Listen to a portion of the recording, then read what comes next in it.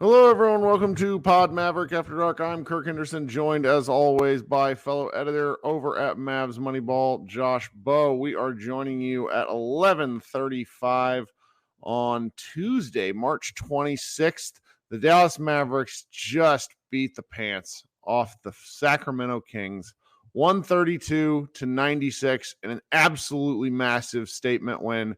Josh Bowe, how are you? I'm doing pretty good. It's a little late, but second out of a back-to-back, but we are here for, I guess, what is probably the greatest win of the Mavericks season so far. What do you think? It's certainly the most.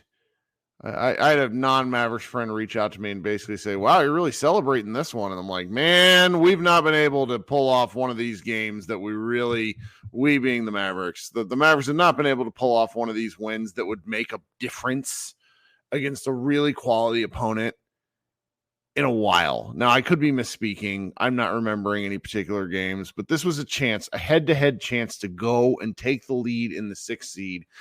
And the Mavericks went out and took it. And you know what? Yeah, they could fall back on Friday, but for right now, for 2 solid days, we're going to be able to enjoy this win, enjoy what it means.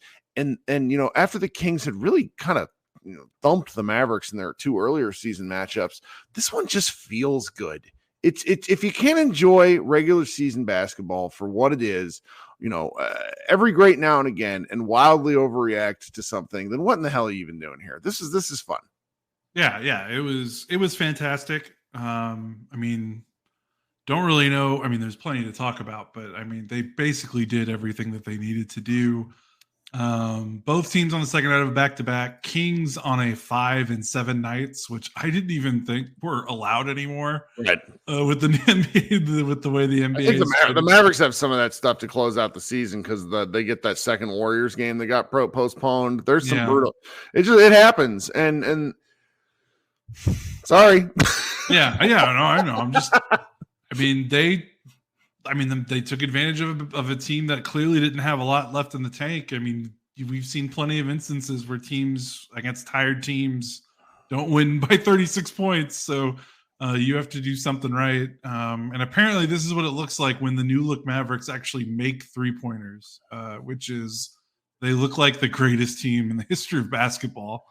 They made 22 threes, which feels like more threes than they've made in like the last 2 weeks combined. I know that's not true, but man. Well, so to wind it back a little bit, yeah. It's you created a flow chart several seasons ago. Like this is not, it goes back to like the middle of the 2021-22 season, which the flow chart was essentially, are the Mavericks hitting their threes? If yes, they look like, the greatest team of all time and they're going to win a title. If no, they look like a lottery team.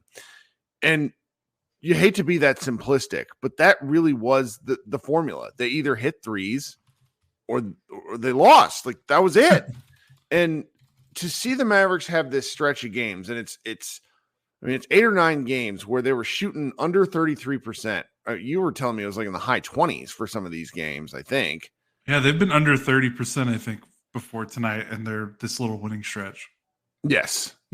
And it's really fun to see them go out and grind through some games. They've been scoring at the rim in a way where, we experienced the Dirk mid-range era, which was, the 2000s were just different basketball. I'm sure there's some 80s people in here, but like 80s basketball, if you go watch 80s and 90s basketball, nobody's fucking moving around. I'm sorry. It's a completely different game than it was 25, 30, 40 years ago. And watching how these guys score right now, in the paint at the rim. I mean, 18 dunks against Utah in the first game. They probably had at least 10 in the second game. It's really fun watching the Mavericks attack the rim. So there was going to be a game where the lid came off the basket and guys who aren't great at 3-point shooting become 3-point shooters, even if only for a night. And the fact that the Mavericks shot above 50% from three, if you're going to do that most games, you're going to and shoot at volume, because they took nearly of their 92 shots, 39 of them were threes. So it's like if you're going to shoot 45% of your volume from distance and you're going to hit half your shots, you're going to be really hard to beat. I think they shot better on threes than they did on twos today, which is pretty outrageous when you consider how they've been playing lately. But yeah, they were due. PJ Washington fourths. I mean, and it was basically the people that we were wondering, when are they going to have that game? Because Tim Hardaway Jr. and PJ Washington combined to go 8 of 12 from three. And those were basically the two guys that have been really mired in this heavy slump since the All-Star break. So there's nothing really to analyze. Like they've been getting the same shots they've been getting since the slump for them started. They made them. Like, just make your open shots. There's nothing more really to say, and they got them. But the cascade effect of the Mavericks making their threes is they just get to mollywop these teams, because they're still putting, it's not like they didn't put pressure on the rim. Like, yeah, they made 22 threes, and they still scored 44 points in the paint, which is a lot of points. Like, it doesn't sound like a lot, especially when you've seen the Mavericks score like 60 points in the paint lately. But 44 points in the paint when you take 39 threes is a lot. They were still 16 to 24 at the rim, which is pretty good. They gave it to him, man. I mean, they absolutely pounded this team into the ground. I think Lucas started the game with a good disposition. He definitely knew that this was a big primetime national TV. Like, he had that look in his eye. Not that he hasn't been playing well otherwise, but you could tell there's national TV. Lucas sometimes feels different, and it felt a little different in the first half. I think he had 26 in the first half, and then everything flowed from there. But the offense was great. But for me, I mean, the story of this game and the story of this winning, 9 of 10, it's the defense. And Sacramento in particular is a team that has challenged the Mavericks defensively, not just this season, but prior Lucas seasons. I mean, the Kings pretty much took the Mavericks to the woodshed. And the two games they played, they were both before the trade deadline, but they still, kind of dominated those games, especially with their scoring. And this team, the way the Kings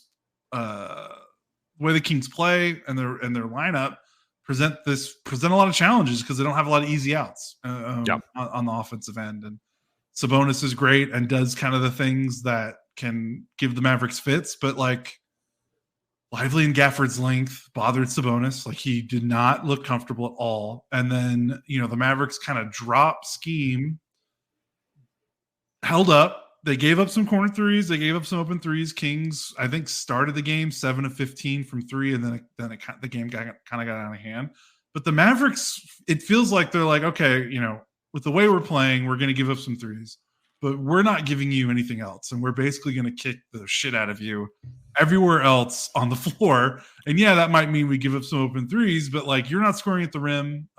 You're not scoring in the paint. And we'll live with everything else. We're going to force turnovers. We're going to cause havoc. The Kings shot 8 of 16 at the rim. They shot 11 of 30 in the paint outside the rim. And when you consider, the drop coverage kind of invites that floater range shot, I thought the Mavericks did a pretty good job with De'Aaron Fox and some of the other guards and making sure that those looks weren't as clean as possible. Kings did miss some shots that they should have made, but I think the Mavericks scheme is holding up after that really bad losing stretch. I think they've just tightened things up, and really like Lively.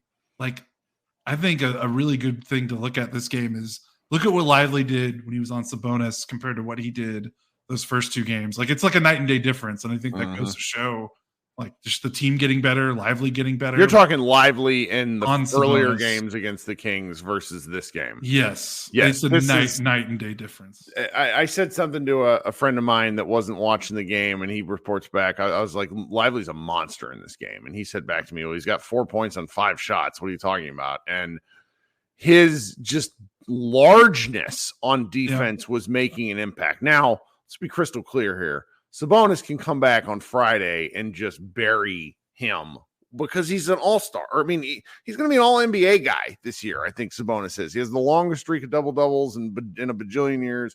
Really talented player, great passer.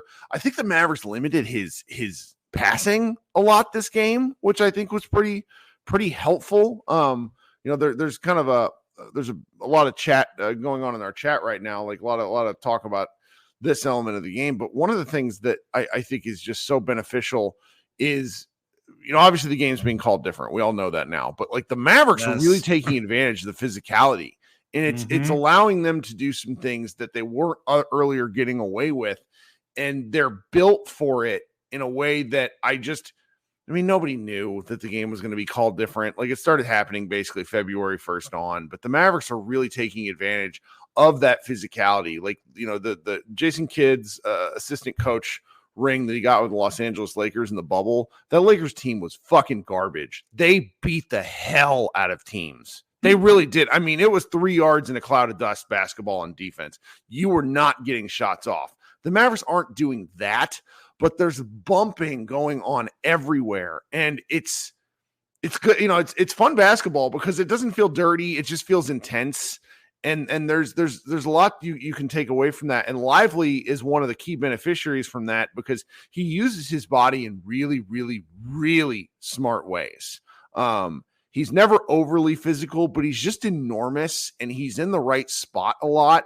And that can make up for a lot. Like we saw enemy of the program, JaVale McGee, out there on the floor in the final minutes. That was the fucking guy that the Mavericks opted to start last year. I just can't get over the difference in like what, I'm really glad the Mavericks have turned around, but it's like, it was just such a stark reminder of where this team was like 18, 19 calendar months ago with what they thought heading into the 22-23 season. I'm really pretty funny. I'm on such a high from this game. I mean, I want to show everybody my ridiculous shirt, and Josh, you get off your next point. Okay. Yeah, I want to stay with Lively because you were talking, and while you were talking, 2 things kind of rang in my head. The free throw thing and the physicality of the game, like that's such a huge deal for this Mavericks team specifically because what's been their Achilles heels on defense for like the last 3 years, they give up a ton of free throws. Like they've been one of the worst free throw defense teams in a while. What I mean by that is basically like opponent free throw rate. It was awful last year because they would get blown by and they had no chance, and they would just foul guys because they would get beat so bad off the dribble or at the rim. Now they're not getting called for as many ticky-tack fouls, so to speak. Lively, that especially helps a rookie. Lively had 1 foul in 22 minutes. You kidding? Like, yeah, he's obviously getting better, but like, I don't know if that changes that quickly. Like, I don't know if the rookie wall can get scaled that quickly without some help with some of the rule changes. And, I think the game is better. Like, I'm not trying to like shortchange what the Mavericks are doing. I think the game is better for it. And I like watching the game the way it's being called right now, but it's just helpful to them because they've had trouble keeping opponents off the free throw line. So that's definitely a boon. And the other thing is the length. Like when we talked after the Jazz game last night, we talked about how the Mavericks did a pretty good job on Jokic in that win against Denver a couple weeks ago. And we were like, can they follow that blueprint against Sabonis, who's kind of like mini Jokic? Like they play very similar styles. And they kind of did. And they kind of did what they did to Jokic in that win. And really, like you think about it, like Jokic, his only time he's ever really struggled has been like in that Wolves series in the playoffs last season against Rudy Gobert. And it's like, what does Rudy Gobert have? He is freaking long and enormous. Like the only thing that makes that could be considered Jokic kryptonite is just outrageous length. And what does Derek Lively have? Outrageous length.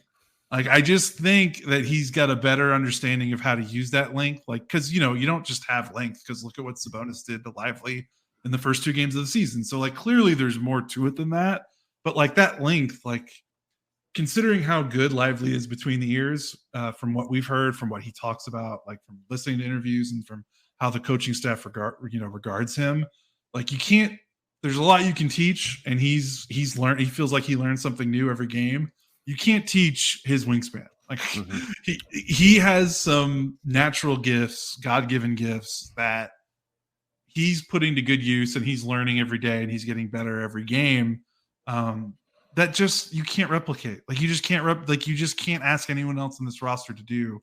And it's fun to watch now that he's kind of putting the physical pieces with, just getting better and learning. And I think you saw that tonight. You're absolutely right. All right, we're at about the halfway point of the show. Thank you for tuning in live, those of you who are here, those of you who are watching on the YouTube stream. If you could go ahead and give this particular live show a like, I would be very appreciative. If you haven't subscribed to our show yet, please do. Josh and I go live after every game, and as often as I can, I do a secondary live show. I didn't do one last night, so we're going to do one tonight. For anybody who would like to stick around and come up and talk a little basketball with me, please feel free to. It's a very easy show to join, and we like to have fun and talk a little ball. Those of you who are listening on the audio stream on Wednesday morning or late Tuesday night, or I guess by the time it's published, it is going to be Wednesday. Just feel free to leave us a review. Josh and I would appreciate that. And anybody else watching the YouTube at a later date, please leave us a comment. The live comment shows are always very funny, but the actual comment on the video after the fact is very helpful as well. Now I'm going to leave just a few seconds to insert some live ads, which if you could listen to those, take the extra 30 seconds, Josh and I would appreciate it. That's one of the main ways that we actually make a little beer money off this. So we will be right back. Football season may be over, but the action on the floor is heating up. Whether it's tournament season or the fight for the playoff home court, there's no shortage of high-stakes basketball moments this time of year. Get in on the excitement with Prize Picks, America's #1 fantasy sports app, where you can turn your hoops knowledge into serious cash. You can now win up to 100 times your money on Prize Picks with as little as 4 correct picks. You can turn $10 into $1,000 with NBA, NHL, and college basketball entries today on Prize Picks. Prize Picks even offers injury insurance so that your entries stay in play even if one of your players gets injured. So for basketball games, this means if you have a player who exits the game in the first half and doesn't return in the second, that player projection won't count against you and the rest of your entry stays live. Download the app today and use the code BLUEWIRE for a first deposit match up to $100. That code is BLUEWIRE for a first deposit match of up to $100. Prize Picks. Pick more, pick less. It's that easy. Okay, so we've been gushing, and we're going to continue. When you win 132-96 and you look at the box score and see that every single Maverick that played finished with the positive plus minus, even the garbage time lineup was awesome. That's just, what do you do? It's so not your great. Night, Sacramento. just not your night, Sacramento. Is you're right about that. And there were even some of the stuff that kind of like bugged me, like Dante Exum getting his shit blocked at the rim so hard that you heard, who was it here? You heard, where is he? Which Kings player blocked him at the rim? Oh, Malik Monk. Malik Monk. Yeah. You heard Malik Monk just absolutely destroying him. And it was just, even the stuff that was bad ended up good. Like, it was just a comedy of errors for the Kings. Shout out to Master Fame. In the chat, he left us a tip. We're really appreciative of that. He says, THJ is so back. So is the 3-point shot. Timmy drives me crazy, but I couldn't be happier that he was hitting some shots tonight. He also, Josh, did you see how many helpers Tim Hardaway had tonight? He had 6. Tim Hardaway, turnovers. 6 assists. New point guard? He had and they were like, he had some pick and roll dimes. Like, they weren't just like him swing pass getting assists off jumpers. Like he had a couple of pocket passes in the pick and roll. Well, they're like, doing what the hell. And the Mavericks are up to 11th in pace. Like Matt Moore, HP basketball, posted on Twitter the other day, like the points created thing the other day. Shout out to Prince Singh, another tip. Really appreciate that. That's fantastic. That was very kind of you. Matt Moore pointed out the points created. Like Luka's winning by such a laughable margin. It's like 13 more points created per game than the next guy. He's like at 60 points created a game. It's like something absolutely baffling. And I was just sort of thinking about that in the context of one of the things the Mavericks are doing more and more and more is after a rebound, Luka is advancing the ball to mid-court more and more again. Good God. Billy Coward with a massive tip. Bobby Chapman with a tip himself. Thank you guys. You guys are making Josh and I's month. Really appreciate this. Look, when I said we like business is good when the Mavericks are winning, I didn't. This is what we mean. Yeah, everybody's happy. It's very man, guys, you guys are grateful. Anybody listening to the audio stream the next day is probably like, what are these guys talking about? Well, our live show listeners are tipping us money. It's very kind. We're got a drunk tip. It's fantastic, Billy. I can't even remember what I was talking about. What was I babbling about? Oh my gosh, I'm sorry. Timmy or the assists? Just the way the ball's getting advanced to half court, and they're pressing in these. They're not necessarily numerically advantageous situations. Thank you to appear now or appear later for another tip as well. But Kyrie took one hilarious three in the first half that kind of made me yell at the TV because he missed it so badly. But the Mavericks are pressing in these situations where teams are not ready for it. And I think they were kind of really pressing their advantage going for the kill shot against the Kings, and it obviously worked out in their advantage. But this was one of those games where you sort of see all the elements coming together in a way that almost feels like cheating. I mean, the Mavericks aren't going to do this against the Kings on Friday, but the fact that we know that they have it in them to play great defense while also scoring, it's nice, man. It's really nice. It is really nice. And it's kind of like what we talked about when they beat Denver. Like that third quarter run where Kyrie was just like, oh, I'm the best offensive player in basketball for the next 10 minutes and went on that heater. Like they've got two of those guys. And I can't remember. I think it was on the broadcast. This is not an original thought. I'm stealing this. I can't remember who said it. I think it was either the TNT commentator or maybe he was relaying something that was said in a quote or something, but he was like, this isn't like Luka and Kyrie aren't Batman and Robin. It's Superman and Batman. Yeah. And that was that's like the most accurate summation of this duo right now offensively. What did you say? You know where it came from? I know where it came from. It was from our follower. He's joined the show often. Jordan Enos at Hoop Social Draft tweeted that out about 3 weeks ago. And it went super viral. The tweet did. I saw it on all the Instagram accounts to the point to where it's been repeated on TV. And it's absolutely accurate. And, yes. I tweeted during the game something, a variation of it, which is like the Luka Kyrie bet over 48 minutes is that neither of them is going to get hot enough to break your game plan. That's what you're hoping for on when you're guarding those two. And it just, maybe somebody will figure something out. I mean, I actually asked this question of some of the people who've been watching the games more. Like, why are teams continuing to super blitz Luka? Like, what is going on? We thought the Mavericks offense had been solved as recently as 10 games ago when Luka is getting okay, Luka, you go score 50 like it's prime Amari Stoudemire, and we'll just make you tired. And now everybody's just blitzing him all the time. I don't get it. Well, they didn't start out blitzing him. I mean, Luka was, kind of just, he scored 26 points in the first half. And I think they just kind of got fed up with it. And then Kyrie goes nuts. And then I think it just kind of goes downstream from there. So I think teams, it's one thing with a $20 tip. Good Lord. You guys are going to pay Josh and I's child daycare. Thanks, guys. Yeah, we really appreciate it. It's what was I trying to say? I think it's one thing for us up here to be like, yeah, just let Luka score 80 points.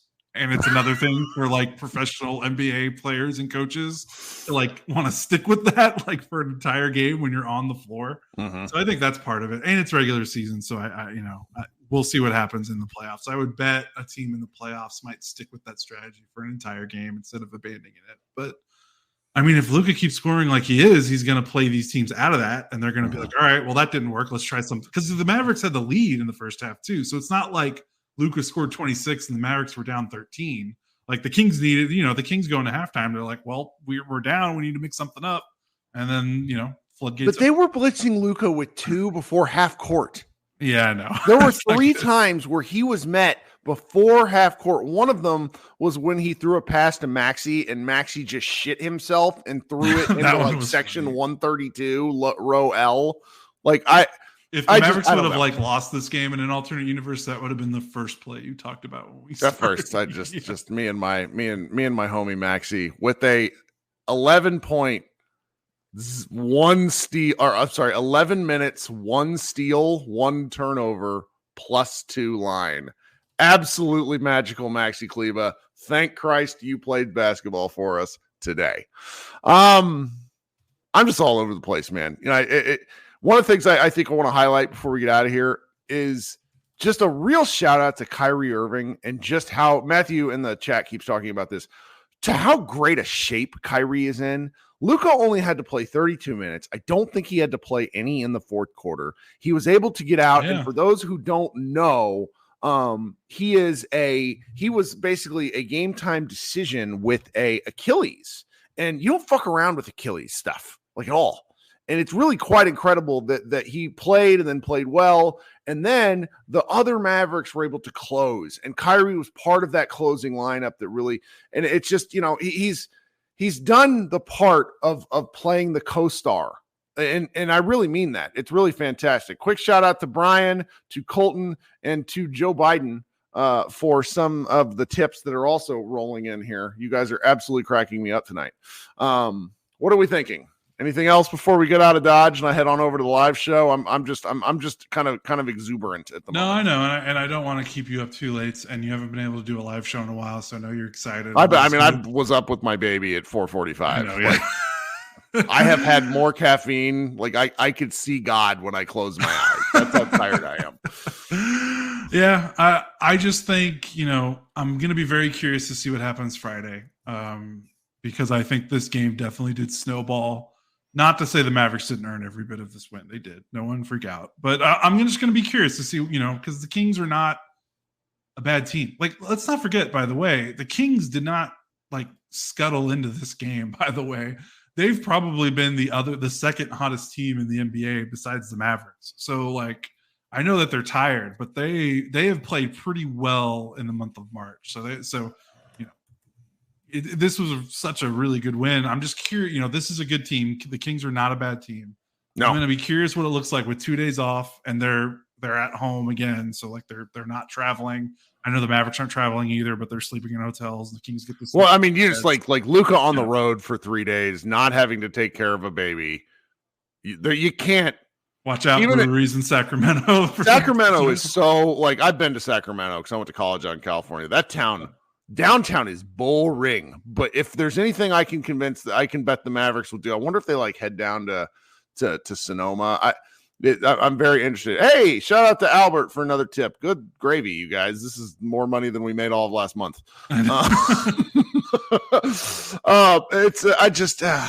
Yeah, I'm just curious to see what because I love this is probably the one thing the NBA has done with the regular season schedule stuff that I really like is I like these little mini series, because it feels like a little playoff series, and it's testy. Oh, camera's off. Sorry, I'm coming back. It's been off. I was going to see how long it took you. Sorry. But yeah, it gets testy, and you get to actually see adjustments because you don't normally see a ton of adjustments in regular season basketball. Camera donation, so it just went off again. Sorry, everyone. But yeah, I'm just going to be curious to see what the Mavericks look like defensively on Friday. But scheme wise, I mean, I might have some quibbles with the way that they kind of just give up open threes. But if you're a defense, you can't stop everything. There's no perfect defense. You have to give up something.